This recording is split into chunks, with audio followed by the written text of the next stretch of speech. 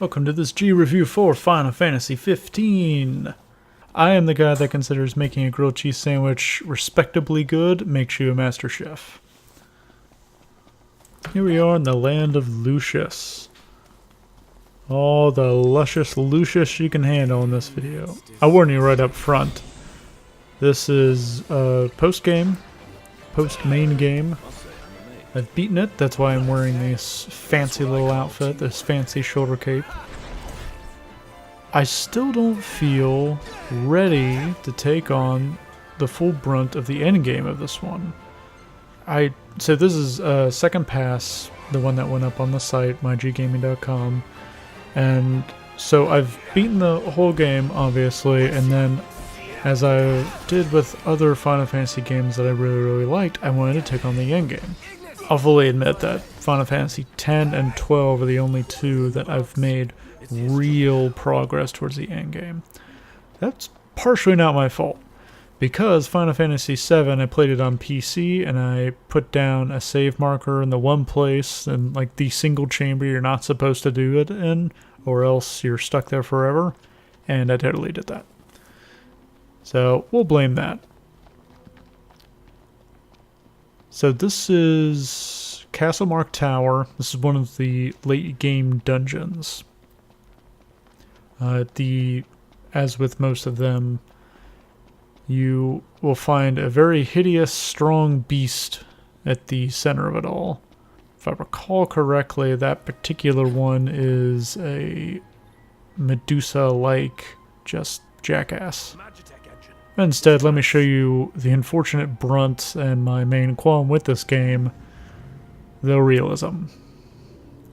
So you're about to see a whole lot of car driving. And you might say to yourself, well, this doesn't make an entertaining video. Well, I say to you, it doesn't make a very entertaining video game either in large doses. This is like the Batmobile if the Batmobile had no weapons and no enemies whatsoever to take on. Like I said in the review, the main written review, myggaming.com, the realism, the steps they took towards realism, not graphically, just in animations and gameplay choices, some gameplay choices, it really hamstrings this experience for me.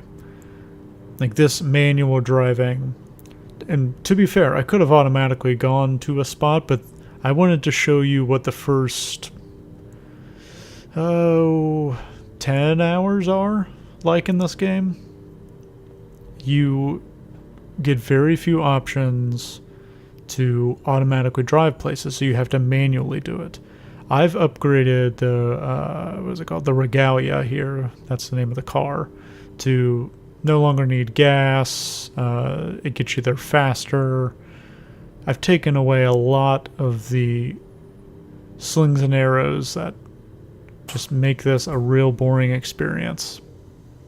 And it's still a real boring experience.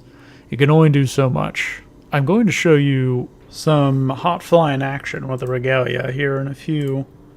Again, late game. It's kind of fun, but it does this odd, not even realistic thing to where you are still bound by the rules of the road, despite the fact that you're hundreds of feet in the air.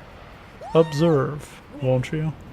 It's awesome. I'm not gonna lie, I would fly this thing around my neighborhood in a heartbeat, even if I was bound to the rules of the road. Even fiddling with the controls, and trying to climb, just taking a sharp right to, you know, get back to Castlemark Tower. Just nothing works. You are just stuck wherever the road is, and you will immediately be bounced off. Invisible walls that go on up until the earth ends. As much as I've been bagging on it, Final Fantasy 15 and Square Enix should not be scorned on anymore. I will not say commended. This game, it was all out, admitted, was pushed out the door before it should have been. There were pieces of story content cut. There were a lot of stitches, a lot of seams. You could just feel it, especially in one secondary enemy and just later game missions in general. All the strings began to show, and it was just so odd, given that Final Fantasy fans, they don't come to the series so much for the battles or even the environment, really. It's the story. And that's what you decided to scrimp on, is the story. This is... So, hub worlds, or small hubs, not worlds, are more important than ever in Final Fantasy 15, because if you don't stop at these every now and then, or make camp, you will not bank your experience points. You will lose them all on your next death. This is also the best place for the best 2 side quests I found in the game, which are the...